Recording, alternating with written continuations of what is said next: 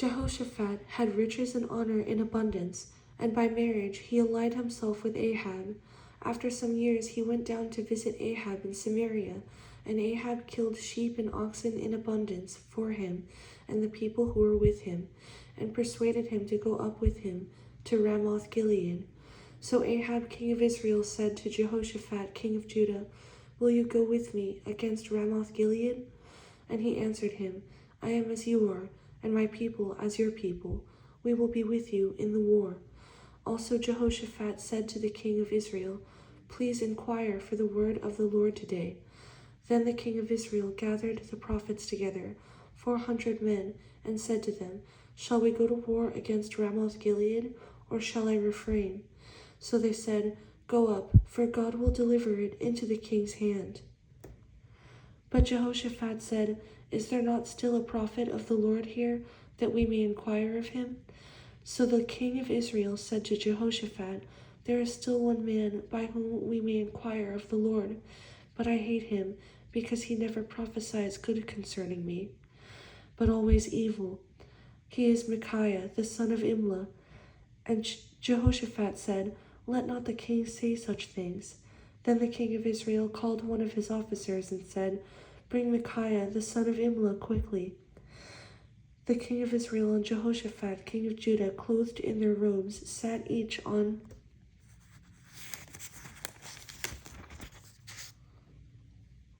his throne, and they sat at a threshing floor at the entrance of the gate of Samaria, and all the prophets prophesied before them. Now Zedekiah the son of Chenaanah had made horns of iron for himself, and he said, "Thus says the Lord, with these you shall gore the Syrians until they are destroyed." And all the prophets prophesied so, saying, "Go up to Ramoth Gilead and prosper, for the Lord will deliver it into the king's hand." Then the messenger, who had gone to call Micaiah, spoke to him, saying, "Now listen, the words of the prophets with one accord encourage the king. Therefore please let your word be like the word of one of them, and speak encouragement." And Micaiah said, "As the Lord lives, whatever my God says, that I will speak." Then he came to the king, and the king said to him, "Micaiah, shall we go to war against Ramoth Gilead, or shall I refrain?" And he said, "Go and prosper, and they shall be delivered into your hand." So the king said to him, "How many times shall I make you swear that you tell me nothing but the truth in the name of the Lord?" Then he said, "I saw all Israel scattered on the mountains, as sheep that have no shepherd. And the Lord said, These have no master. Let each return to his house in peace." And the king of Israel said to Jehoshaphat, "Did I not tell you he would not prophesy good concerning me, but evil?" Then Micaiah said, "Therefore hear the word of the Lord. I saw the Lord sitting on his throne, and all the host of heaven standing on his right hand and his left. And the Lord said, Who will persuade Ahab king of Israel to go up, that he may fall at Ramoth Gilead?" So one spoke in this manner, and another spoke in that manner. Then a spirit came forward and stood before the Lord and said, "I will persuade him." The Lord said to him, "In what way?" So he said, "I will go out and be a lying spirit in the mouth of all his prophets." And the Lord said, "You shall persuade him, and also prevail. Go out and do so. Therefore look, the Lord has put a lying spirit in the mouth of these prophets of yours, and the Lord has declared disaster against you." Then Zedekiah the son of Chenaanah went near and struck Micaiah on the cheek,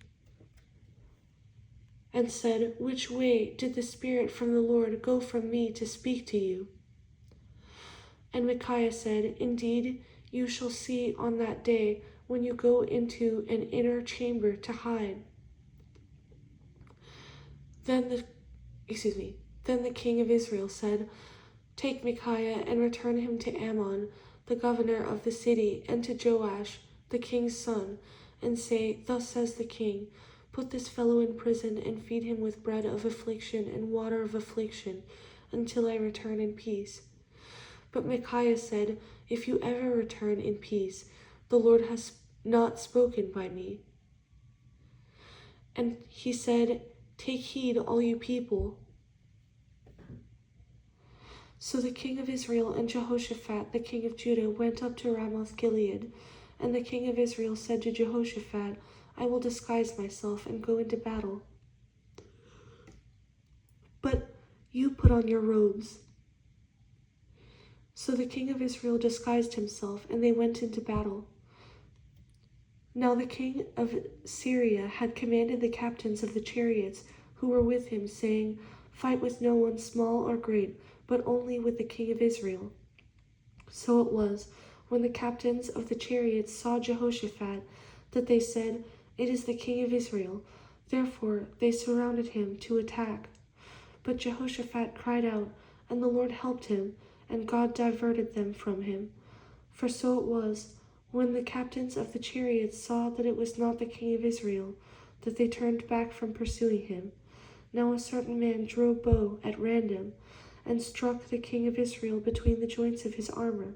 So he said to the driver of his chariot, "Turn around and take me out of the battle, for I am wounded." The battle increased that day, and the king of Israel propped himself up in his chariot, facing the Syrians until evening, and about the time of sunset he died.